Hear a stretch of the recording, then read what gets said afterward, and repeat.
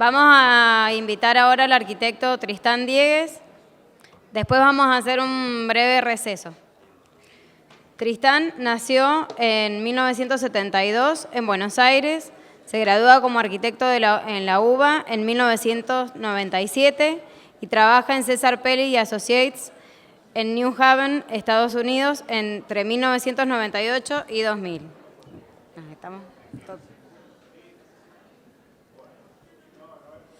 Al regresar a Buenos Aires se asocia con Axel Friedman. Me voy a poner acá, perdón.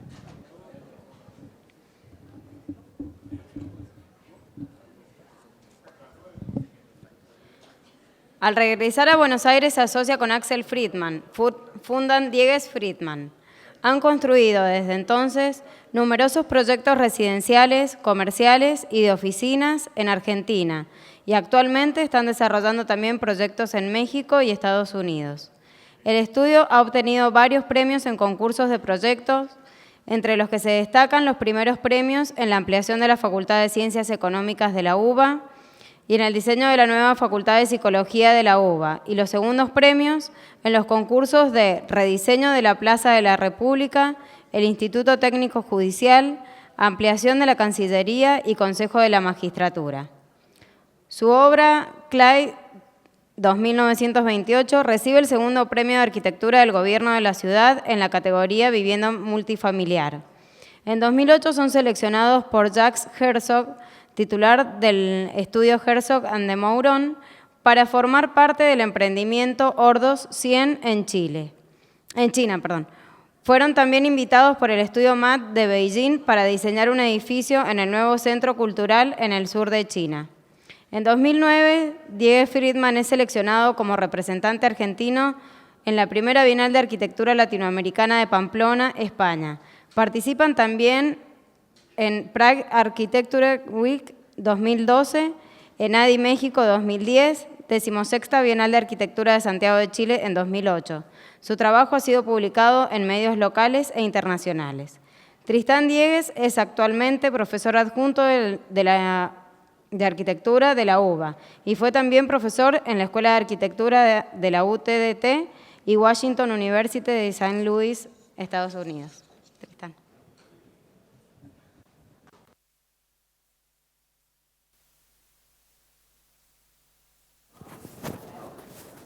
Solo hasta la segunda fila se escucha, ahí escuchan todos, ¿no?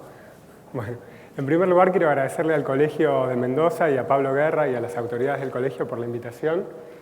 Y yo les voy a contar un poco algunas de las preguntas que son recurrentes en el trabajo de nuestro estudio y que de alguna manera los proyectos intentan abordar. Y les voy a mostrar distintos proyectos en distinto grado de avance, algunos que construimos hace unos años, algunos que estamos terminando de construir y algunos que recién estamos empezando a proyectar.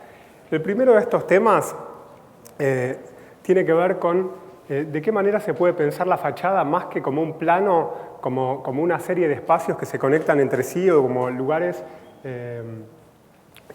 que pueden ser parte del uso de la vivienda.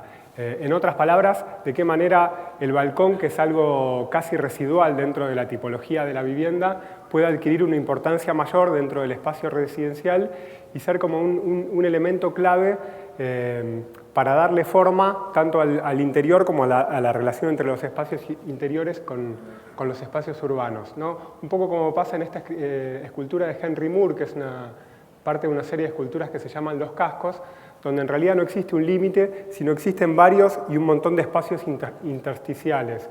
O en este caso, esta instalación del artista Cristo en el Central Park, que te presenta como esta serie de velos que uno va atravesando y va descubriendo como nuevas perspectivas y nuevos recorridos posibles. A partir de esta pregunta, trabajamos en varios proyectos residenciales. El primero que les voy a contar es la primera obra que construimos, que no es esta, este es el Obelisco, que lo conocerán, es una típica imagen de Buenos Aires, pero si se fijan con atención van a ver ahí arriba algo raro que no debería estar ahí, que es esa casita con techo a dos aguas que está arriba de un cartel que uno dice, ¿y eso qué es? Y esa casa en realidad la construyeron hace muchos años, era más impresionante, en la década del 40, y era la casa del señor Díaz, que era dueño de la mueblería, y decidió que bueno, él quería vivir ahí, se hizo una casa normanda de Mar del Plata que le gustaba en ese lugar. También quería tener una radio, hizo las antenas, no se privaba de nada. Pero lo que me parece interesante de esto, de pensar esta casa ahí pegada al obelisco en pleno centro de Buenos Aires, es lo fuerte que es la idea de la casa en el imaginario de la gente y a la hora de pensar el lugar donde uno quiere vivir. Entonces, cuando hicimos el primer edificio, era un edificio de planta baja y 4 pisos, como se ve en este corte, en el barrio de Las Cañitas.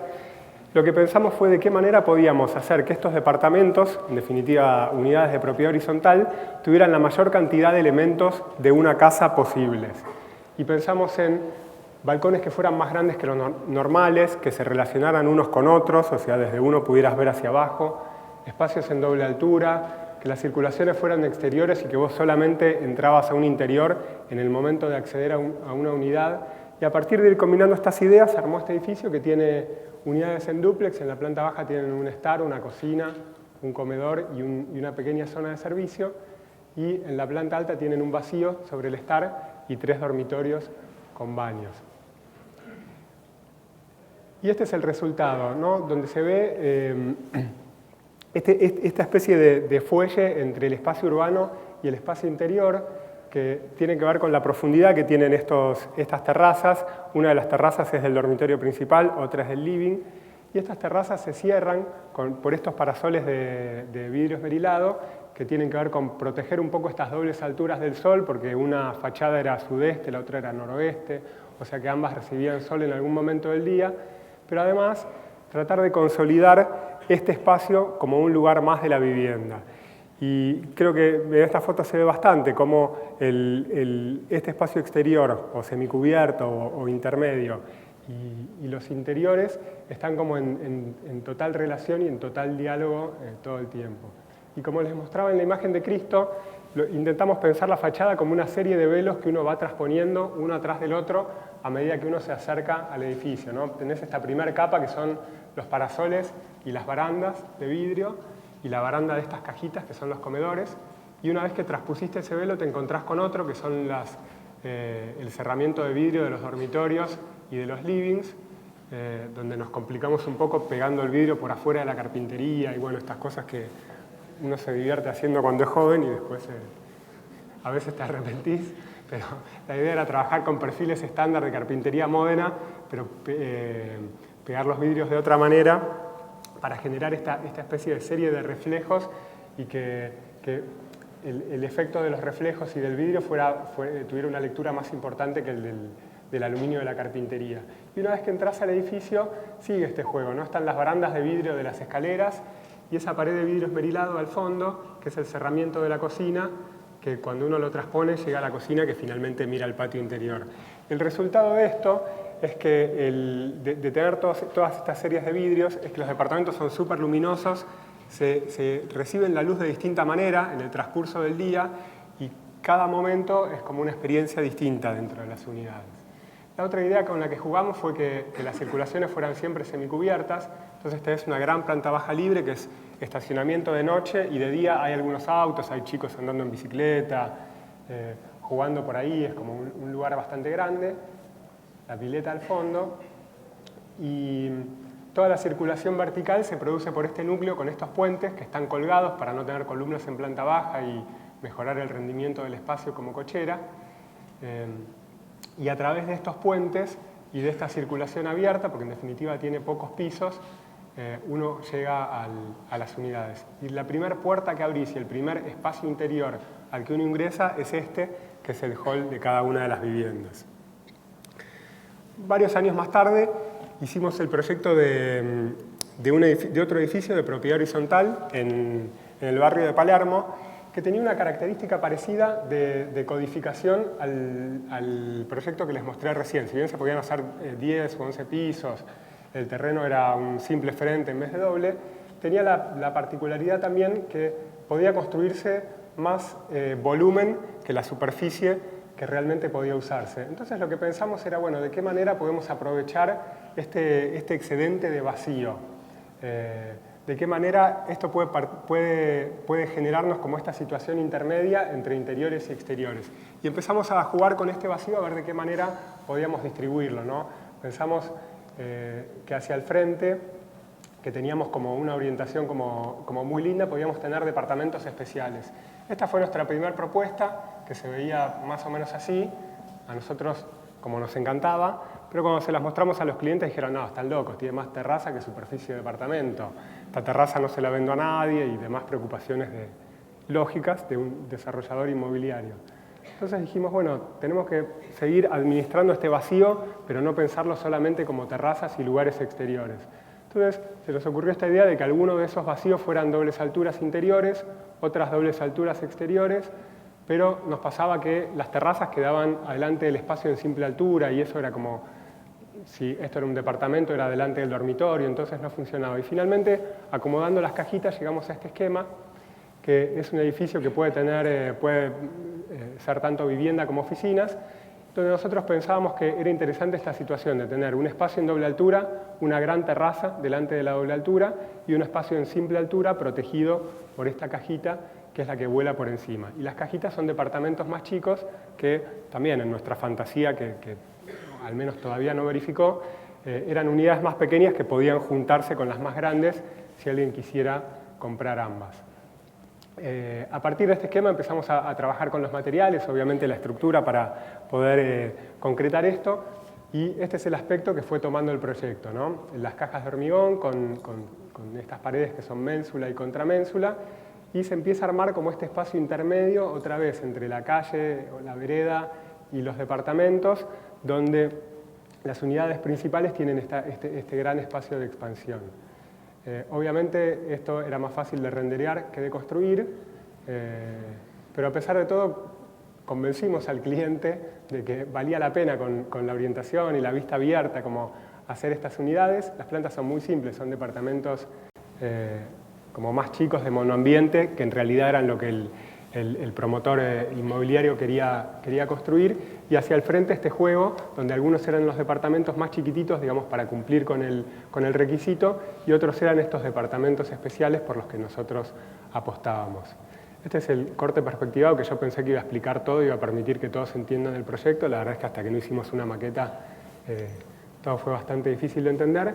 Y este es el edificio cuando empezaron a retirar los apuntalamientos, ¿no? También había como un trabajo de ingeniería de cómo hacemos para poder construir esto sin necesidad de tener toda la fachada apuntalada. Y finalmente, como a medida que se fueron llenando las cajitas, se fueron retirando los puntales, fueron apareciendo estos distintos espacios, los espacios en relación a la vista, sobre todo en los pisos más altos, y se fueron armando estos departamentos, ¿no? Acá se ve como hay la caja en el nivel donde uno está, la caja que asoma arriba, la de abajo, otra más, un poquito más abajo, y cómo se van armando como todos estos lugares. Es interesante que nosotros hacemos como un montón de dibujos, hacemos maquetas cuando estábamos haciendo el proyecto, y siempre cuando vas a la obra te encontrás con un montón de perspectivas que son inesperadas, que la verdad que no la habías pensado, no habías puesto como la cámara en ese lugar en el momento de hacer el render. Y esta es la imagen más nueva que tengo, es una imagen hace poco tiempo, ahora que ya aparecieron los vidrios, las carpinterías, los vidrios, las barandas, y el edificio está como más cerca de estar terminado. El edificio pretende de alguna manera reflexionar sobre las medianeras, en el sentido que es muy común ver en Buenos Aires estos edificios que se construyeron hace 40 años pensando que después la manzana se iba a completar y nunca se completó. Y entonces vos te encontrás con un edificio que tiene 30 metros de pared ciega, 10 metros de frente y 30 metros de pared ciega del otro lado. Entonces el edificio busca, hasta que no se construyan los vecinos, respetando todas las normas del código y de vistas y todo, tener la mejor situación posible, entendiendo que puede ser que estos vecinos en algún momento se construyan y el edificio no quede exactamente así, pero de todos modos, aunque tenga un vecino, estos espacios como delante de la doble altura y con estas cajas van a seguir teniendo un gran valor espacial. Y el tercer proyecto que les muestro dentro de la misma línea es un proyecto que estamos empezando. Esta es una foto estamos empezando a proyectar, ¿no? Esta es una foto de Manhattan, como hay miles, ¿no? Donde uno se impresiona por la altura y la densidad de las torres, pero bueno, no es en Manhattan donde está lo que yo les voy a mostrar, sino cruzando el río. Y es impresionante en la foto, ¿no? Ver la diferencia de densidad entre Manhattan y Queens, que es lo que está enfrente, donde todo es bajito y no hay casi nada, menos un solo edificio que pueden ver ahí solito, que es un edificio que hizo el Citibank hace muchos años, pensando mudar ahí sus oficinas, ¿no? Esta es como la vista desde el otro lado, con el edificio del Citibank en primer plano. Y esta es la textura del barrio, ¿no? El barrio se llama Long Island City y en estos últimos años hay un desarrollo enorme inmobiliario en New York y gran parte de lo que se desarrolló fueron los barrios o las zonas que quedan cruzando el río, por fuera de Manhattan. Lo llaman los boroughs, que son Williamsburg, Dumbo, como las zonas de Brooklyn y de Queens. Y este es el último que está desarrollándose ahora. Ven que hay como una combinación entre edificios nuevos, antiguos, depósitos industriales, fábricas. Y nosotros teníamos un cliente que era un cliente entre comillas, porque era un cliente para el que habíamos hecho muchas propuestas, pero que nunca, de las cuales ninguna se había concretado. Todos los estudios de factibilidad o anteproyectos que habíamos hecho habían quedado todos en el aire y que nos llama el año pasado y nos contó que estaba por comprar un terreno en New York. A lo que nosotros pensamos, sí, seguro. No compraste un terrenito acá a 2 cuadras en Colegiales, vas a comprar un... Pero bueno, la realidad es que lo compró, está ahí, es ese que está vacío y lo compró. Y en el medio de que nosotros empezamos a entender cómo funcionaba el código, cómo podíamos hacer para operar en ese lugar, cómo dibujar en AutoCAD con pies y pulgadas y los miles de problemas que tuvimos, vendieron el terreno de al lado y también se lo compró. No él solo, pero armó como un grupo inversor y finalmente se transformó en un terreno de 80 metros de frente en este lugar, que es bastante particular porque está muy cerca de la ciudad, pero a la vez está afuera y en esta foto capaz no se ve tanto como se ve cuando uno está en el lugar. Es como si fueran 2 ciudades distintas, ¿no? Una ciudad bajita de ladrillo enfrente de una ciudad de vidrio y acero que está muy cerca y muy presente, ¿no? Este es el terreno, lo que se ve ahí a la izquierda. Y entonces la primera característica para nosotros era la posibilidad, por el ancho que tenía la calle y todo, de ver Manhattan, que como turistas o como argentinos o como extraños a la ciudad, nos parecía algo increíble. Y la otra condición importante era esta condición del barrio, de la presencia del ladrillo y de esta arquitectura muraria y de, digamos, este otro carácter tan distinto al carácter de la isla. Entonces, dimos bastantes vueltas para empezar a proyectar y finalmente empezamos pensando en las unidades. Esta es la unidad más chiquitita, que no tiene casi nada especial, pero lo que intentamos hacer fue que las unidades más grandes, de 2 y 3 dormitorios, tuvieran esta especie de vacío interior con esta diagonal que te permitiera desde el living tener esta vista diagonal hacia Manhattan, como esta especie de calados que te aumenten la vista o que te permitan mirar no de frente sino de costado, ¿no? Como dirigir la orientación de los espacios. ¿No? Este es el departamento de 2 ambientes, este es un departamento posible de 3 ambientes con la misma idea, ¿no? Esta vista en diagonal y una terraza por delante. Los departamentos son bien americanos, o sea, nunca los padres estarían al lado de los hijos. Fíjense que siempre está el living en el medio y la mayor distancia posible. Esta es otra variante de los departamentos más grandes. Y con estos departamentos nos hicimos como una especie de set de ladrillitos que después nos volvimos locos durante meses combinando hasta llegar a algo más o menos así. Que la verdad que parece bastante tonto cuando uno lo mira y al principio nos parecía que iba a ser como muy fácil hacer un montón de variantes y de volumetrías posibles, pero después cada vez se le fueron poniendo más reglas. Esto tiene hay solamente unos pocos retiros que se pueden hacer en los primeros 4 pisos, los 2 pisos de arriba son retirados, pero el código tiene algo que se llaman dormers, que son invasiones permitidas a los retiros, que son esas cajitas que salen. Y después teníamos un montón de reglas que tenían que ver con las proporciones de los departamentos, qué número de cada uno de los ladrillitos podíamos usar. Queríamos que las terrazas fueran privadas de cada unidad, que no tuvieran separadores de balcón o que no tuvieran como un problema de privacidad. Y bueno, cuando juntabas todas estas variables, como tuvimos 1.000.000 de vueltas hasta llegar a esta volumetría posible que de alguna manera resolvía todos estos problemas o todas estas reglas que nos habíamos puesto. Esta es la primera imagen que nos surgió de esta volumetría, que cuando se las mostramos a los clientes directamente se espantaron, porque no, ¿qué hacemos con el sol? ¿Qué hacemos con la privacidad? ¿Qué hacemos con la planta baja? Entonces ahí, ante esta preocupación, nos acordamos de esta cuestión del barrio y del ladrillo y empezamos a desarrollar este sistema que es una de las cosas en las que estamos trabajando ahora, que es como una especie de piel o de sistema de parasoles de ladrillo o de terracota, pero de un material cerámico que tuviera que ver con este lenguaje del barrio y que tuviera distintas densidades según la función interior, según cómo esto se orienta, en las diagonales tratar de no tener parasoles para tener la vista más abierta. Y estas son como imágenes de cómo iba apareciendo esto desde distintas perspectivas. Y de alguna manera, como a mí me parece interesante porque es como una,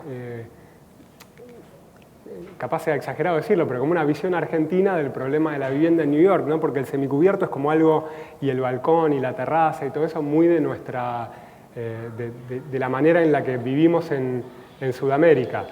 Por supuesto, esto es un proyecto, todavía le faltan un montón de instancias y falta ver de qué manera esto funciona o es usado o es aceptado o se construye. Otro de los temas sobre los que hemos reflexionado, estos son dos proyectos que voy a pasar rápido porque son proyectos de hace unos años, es el tema del movimiento. Esta es una instalación de Doris Salcedo, que es una artista colombiana en la Tate Modern, y la instalación es esa raja en el piso. Y lo que es muy interesante para mí que se ven las fotos de qué manera ese gesto mínimo arquitectónico condiciona totalmente el movimiento de la gente dentro de este gran espacio. Y el tema del movimiento para nosotros es súper interesante. Mismo dentro de la modernidad, como distintos arquitectos plantean ideas casi opuestas de cómo la gente se mueve en los edificios. Mientras Le Corbusier todo el tiempo te orienta y te dice claramente qué tenés que hacer y por dónde mirar, y como el movimiento está totalmente guionado, en Mies es el extremo opuesto, donde existen como 1000 caminos posibles para llegar a un lugar y los movimientos están mucho más sugeridos, ¿no? Y esto se ve sobre todo en los accesos. Si uno al edificio de Le Corbusier le pregunta por dónde entrar, el edificio medio como que te grita, por acá. Y Mies al contrario, es como que mira para otro lado y no sé, arreglate, qué sé yo, fíjate, ¿no? La puerta no se ve, no está, es mucho más difícil. Entonces, es un trabajo a partir de pensar cada uno de los puntos de un recorrido, y el otro es al revés, como jugar con una idea de una libertad mucho más grande para el usuario y una indeterminación mucho mayor. Con esto no quiero decir que ninguno me parezca mejor que el otro ni más importante, pero sí que entre estos dos polos como que hay una reflexión interesante para nosotros. Este es un local comercial que hicimos hace muchos años, un cliente que tenía este lugar y quería hacer un local de ropa de mujer. Entonces, lo primero que pensamos fue esta idea que es como casi un cliché del marketing, que es esta idea de la mujer recolectora y el hombre cazador, que el hombre cuando se va a comprar algo, como que esta idea prehistórica, pero que se aplica al marketing de las prendas. El hombre quiere un pantalón, va, busca el pantalón, si puede no se lo compra y se lo lleva, y la mujer al contrario disfruta del hecho de comprar y es como una visita en sí misma. Entonces pensábamos que el local de alguna manera tenía que celebrar y jugar con la idea de este recorrido. Podíamos proponer una circulación casi en espiral dentro del lugar, podíamos pensar como en este dibujo de Geiger, que es un artista suizo, que es el dibujo para la película Alien de Ridley Scott, ¿no? Como que hubiera algún elemento ahí que fuera como un bicho metido entre las medianeras, que uno nunca llegue a entender entero cómo funciona. Contrastes de materiales, y con estas ideas surgió esta idea de esta especie de espiral o recorrido circular que queda como contenido dentro de las medianeras y donde se van dando las distintas instancias del recorrido de compras. En la planta baja tenemos estos probadores que están revestidos en espejo y también tienen como una cuestión lúdica, casi un laberinto de espejo, y por encima está este bicho contenido entre las medianeras. Y este es el resultado, ¿no? De cómo aparece este elemento y cómo este elemento te invita a moverte de distintas maneras, subir, bajar por el fondo, hay unas gradas, perderte entre los espejos y como ir descubriendo a medida que uno va haciendo este recorrido, como estas perspectivas o estos nuevos ángulos y nuevas situaciones que por ahí desde la puerta no eran perceptibles o uno no se los imaginaba. Y si bajás, está la caja abajo de la rampa, ¿no? Ves este espacio y te encontrás con estos espejos y este lugar como medio misterioso que si bien es chiquitito en superficie, el hecho de tener tantos espejos como que te desorienta y te genera como un montón de perspectivas novedosas e interesantes. Una cosa divertida fue hace unos años, tiene el patiecito al fondo, también este jardincito o lugar de descanso, y de alguna manera es como una especie de lugar que te invita a estar moviéndote todo el tiempo. Y hace unos años una empresa china, estas que hacen renders, nos manda su propaganda y cuando abrimos las imágenes, la primera imagen era esta y era como, esto me parece familiar. Y era el local, como que lo vieron en una foto en algún site, en plataforma arquitectura o algo así, y lo modelaron todo con mucho más detalle que nosotros y lo renderearon. Hicieron estas imágenes espectaculares y se permitieron como un momento de fantasía que el local no tiene para nada, no es así. Pero como fue totalmente sorprendente para nosotros encontrarlo. Y más o menos al mismo tiempo que estábamos terminando, nos invitaron a hacer un proyecto colectivo en China, que éramos varios estudios, el que lo organizaba se llama Yansong Ma, que es el de la derecha, no, el de la izquierda, perdón, para ustedes, que hizo esta torre en Vancouver, y estaban Julian Desmet, Big, Michelle Roskin, Su Fujimoto, bueno, esto fue en el año 2008, el anteúltimo es Yansong Ma, que es de Corea, y era un proyecto de una serie de edificios en un lugar que nos decían que era de vacaciones en China. Cuando llegamos, este es el terreno del emprendimiento que el promotor ya estaba terminando. Fíjense en la escala de la maqueta, ¿no? El tamaño de los edificios, el agua corría, las luces se prendían y se apagaban. Y nos cuenta que bueno, eso ya lo estaban terminando y ahora querían hacer como un pequeño lugar turístico, un pequeño centro con oficinas, viviendas, hotel y algunos edificios culturales en esta región, ¿no? El terreno no era este, pero esta es la región por la que nos pasean, un lugar hermosísimo y un lugar de vacaciones en China. Entonces acá estamos todos los arquitectos tratando de entender cómo esta topografía también particular de estas especies de conitos. Y había un master plan sobre el que nos invitaron a trabajar y a opinar.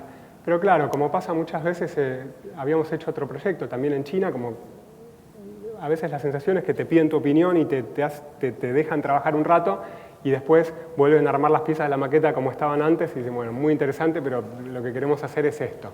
Y finalmente esto era esta serie de torres al lado de un centro comercial y unos edificios más bajos culturales. A nosotros nos tocó hacer una torre con el programa de hotel.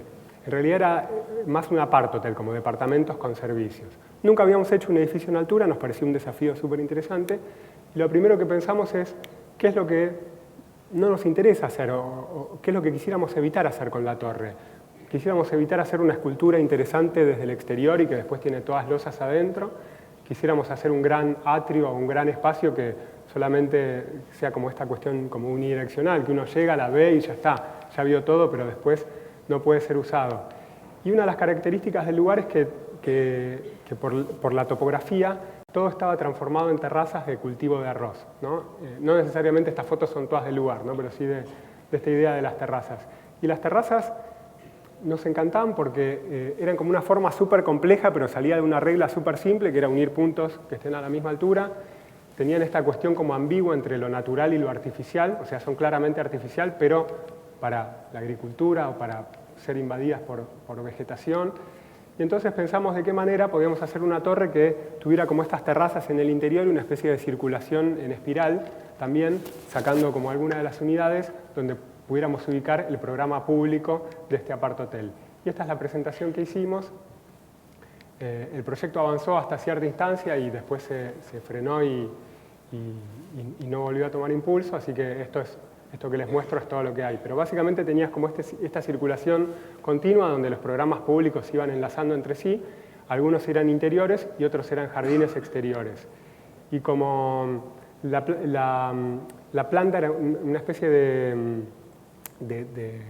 era como una planta como en estrella, ¿no? Con tres radios, había uno de los jardines en cada una de las orientaciones que te permitía que siempre tuvieras un jardín con sol y uno con sombra. Esta es la planta básica, con unidades chiquitas o con unidades más grandes, pero que en realidad no existía nunca, porque lo que existían siempre era la planta horadada en algún lugar por donde esa espiral lo estaba atravesando, ¿no? Con los distintos programas públicos.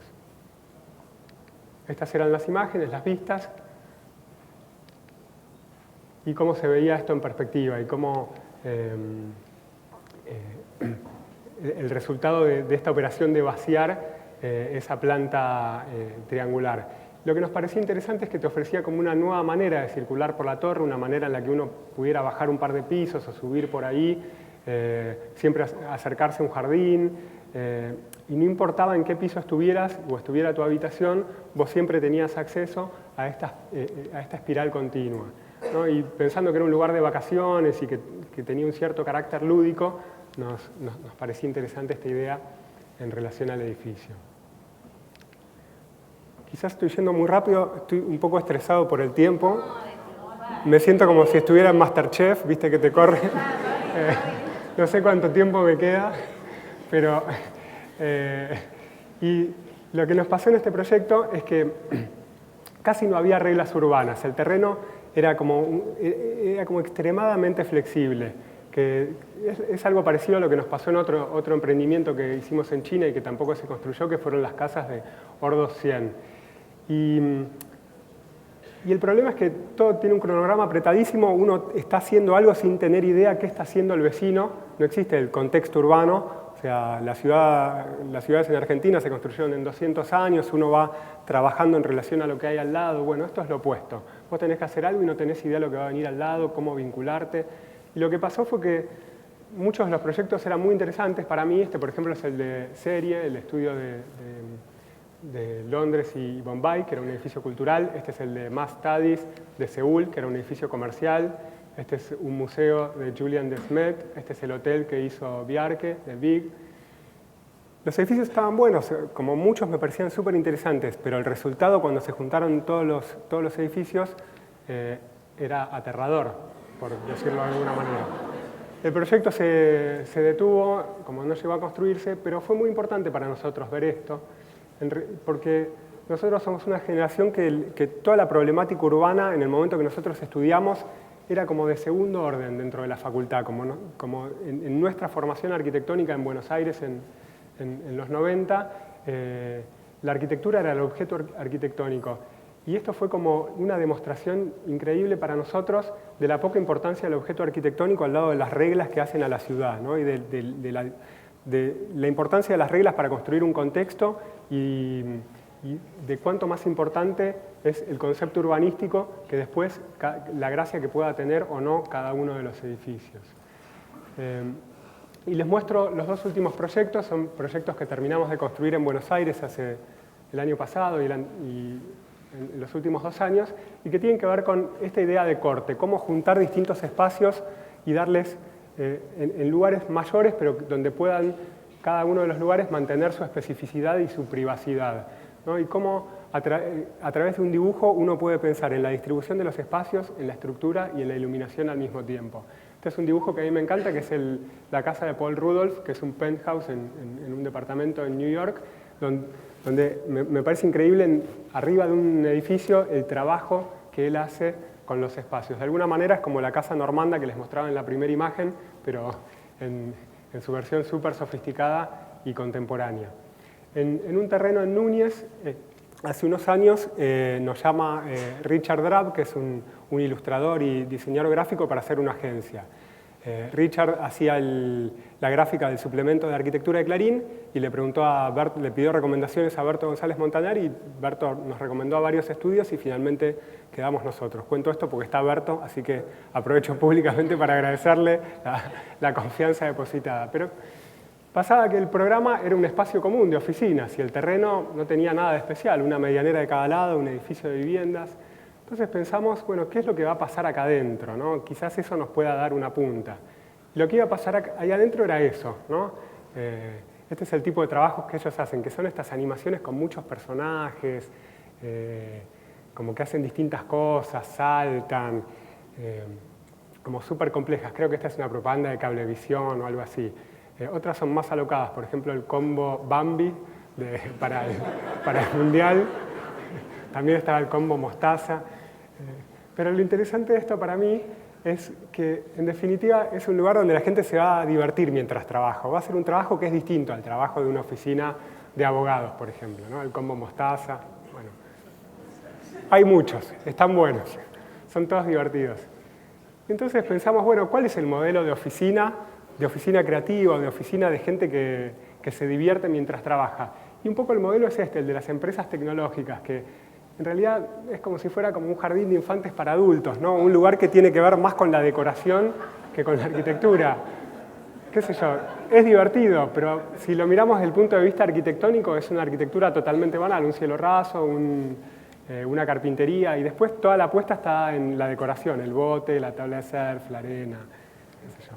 Entonces pensamos, bueno, ¿de qué manera podemos hacer algo donde el interés o lo lúdico o lo entretenido pueda estar dado por el espacio y no por algo que tenga que venir y agregarse después? Y yo me acordé de unos dibujos de Tadonori Yoko, que es un ilustrador japonés que tiene este libro que a mí me encanta, que una vez contaron en una charla unos japoneses de Atelier Bauau, que se llama Las esquinas en Y. Y son todas estas esquinas de Tokio donde uno puede ver como dos caminos al mismo, o dos espacios o dos caminos, direcciones posibles en una misma imagen, ¿no? Que es algo que no pasa en nuestro damero. Y pensábamos, bueno, capaz esto en planta no lo podemos hacer, pero sí lo podemos hacer en corte, que uno pueda ver para arriba, ver al lugar, un poco como en las intervenciones de Gordon Matta Clark, que era este tipo que hacía todos estos cortes en los edificios y generaba como un montón de perspectivas totalmente inesperadas. Entonces surgió esta idea de armar como esta secuencia de espacios en doble altura, pensando que el primero, el de la izquierda, el del primer piso, es el lugar a donde uno llega de recepción, y uno ahí puede ver como a la gente trabajando en la planta en la que uno llegó, o tener como esta nueva vista donde ves el cielo, las plantas que están en esa terraza, la gente en la sala de reuniones, y esta vista inesperada. Las plantas son muy simples, de vuelta, tienen como la franja de servicios a la izquierda, con oficinas cerradas y escaleras y núcleo, y a la derecha como este lugar más grande donde se da este corte. Estas eran las perspectivas del espacio, cómo nos imaginábamos, cómo nos íbamos aproximando a esta secuencia de espacios. Esta es la vista desde la sala de reuniones, donde uno podía mirar para abajo, mirar para arriba, ver al espacio de oficina más arriba, nuestra primera idea de cómo hacer esta fachada. Y este es el espacio ya terminando la obra, ¿no? Como todavía no estaban mudados, todavía no están los muebles, pero se ve de qué manera como hay como dos realidades coexistiendo en el punto de vista del que llega a este lugar, ¿no? El cielo, la gente que está trabajando ahí, eso, lo que está más arriba, la luz que entra de distintas maneras por distintos lugares, y esa gran biblioteca que pusimos contra la medianera para de alguna manera darle una especie de escala, o darle cierta escala humana a este lugar, ¿no? Que si no con las dobles alturas tenía como un carácter casi como de museo, demasiado abstracto. La fachada finalmente fue más simple de lo que nos imaginábamos, y este es el edificio terminado, ¿no? y en uso, donde uno llega a este lugar, como ve estas distintas situaciones, desde distintos puntos de vista, están como estas persianitas móviles que te permiten cerrarte o abrirte hacia distintas vistas, darle privacidad a la sala de reuniones en el momento que es necesario, la escalera de la circulación vertical y esta especie de lugar fuelle entre la recepción y la calle, ¿no? Entre la chapa perforada y el vidrio. Y los distintos lugares de trabajo, el lugar de trabajo del primer piso, ¿no? Que es la planta a la que uno llega, el lugar de trabajo del tercer piso, que balconea sobre la sala de reuniones, tiene la escalera que le pasa por un costado, y la presencia de esta biblioteca, que es lo que cose de alguna manera todos los espacios del proyecto. Y la sala de reuniones, que es este lugar intermedio, desde donde uno puede ver la calle, puede ver la terraza, ve el frente y el contrafrente al mismo tiempo.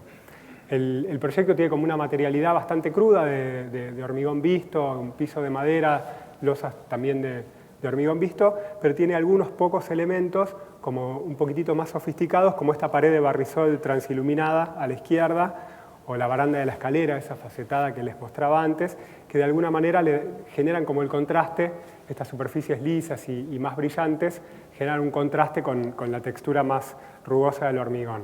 Este es el jardín del contrafrente, como un lugar de descanso, y la vista del proyecto desde la planta baja.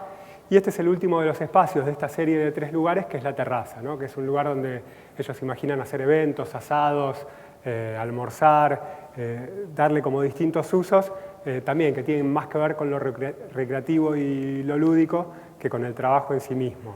Y otra vez, con esto de que siempre las obras te sorprenden, yo no me había imaginado que íbamos a estar en la terraza, en el contrafrente, y de golpe te ibas a dar vuelta y ibas a poder ver la calle hacia abajo, o digamos que esta especie de camino a través del edificio visual y iba a funcionar como en doble sentido. Y la verdad que eso fue como súper interesante.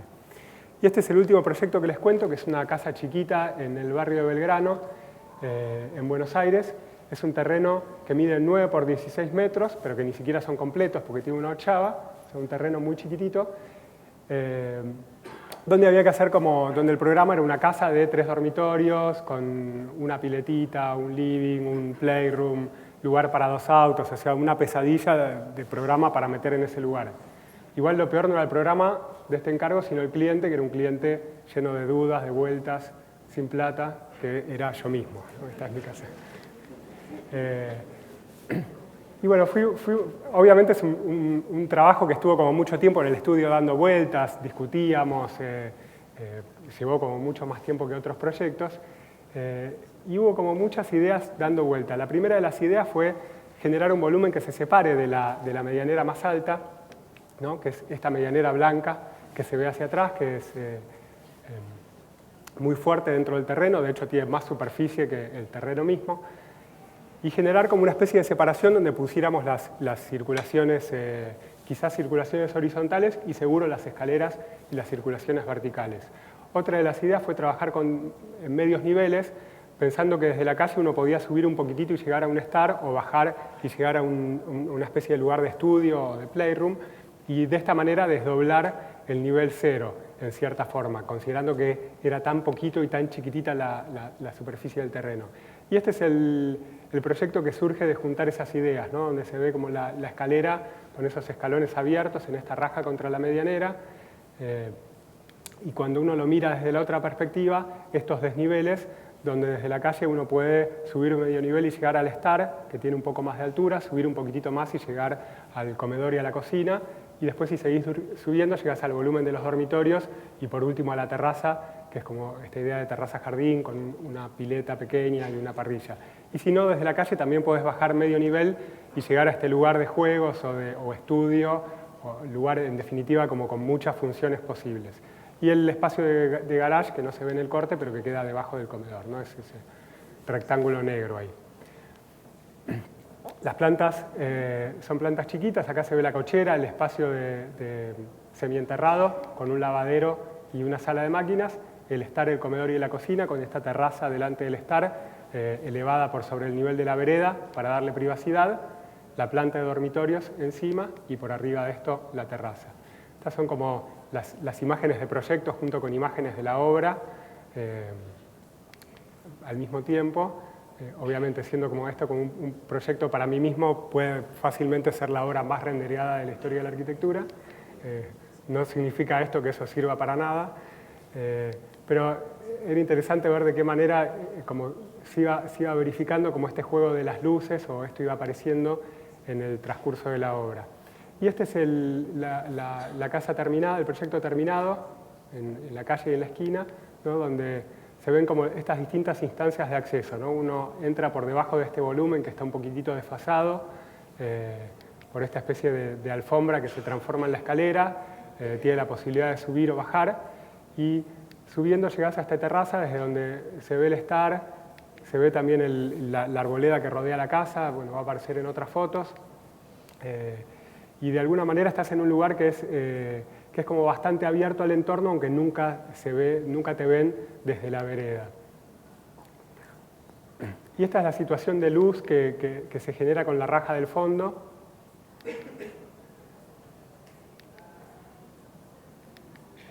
Y unas imágenes de este espacio público de la casa.